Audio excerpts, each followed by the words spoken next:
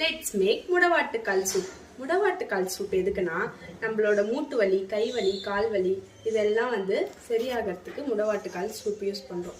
இது எங்கே கிடைக்கும்னா ஏற்காடில் நாங்கள் வாங்கிட்டு வந்தோம். ஸோ நீங்கள் ஏற்காடு இல்லை வேறு ஏதாவது மவுண்டெயின் ஸ்டேஷன்ஸ்க்கு போறீங்கனாலும் நீங்கள் வாங்கிக்கலாம்.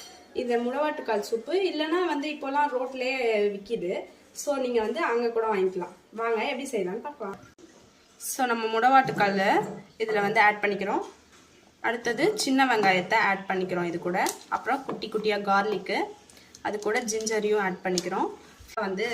இது போடுறோம். அடுத்தது மிளகு, சீரகம் இதையும் ஆட் பண்ணிக்கிறோம்.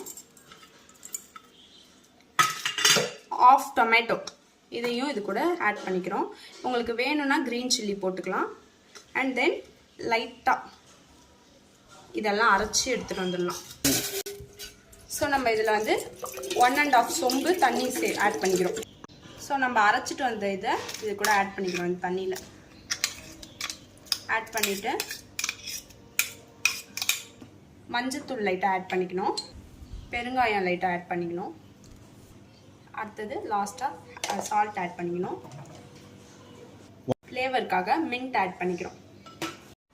இதை 15 மினிட்ஸ்க்கு நல்லா கொதிக்க விட்டுடலாம். ஸோ இப்போ முடிஞ்சிச்சு, ரெடி ஆயிடுச்சு. நம்ம வடிகட்டிக்கலாம். நம்ம முடவாட்டுக்கால் சூப் ரெடி.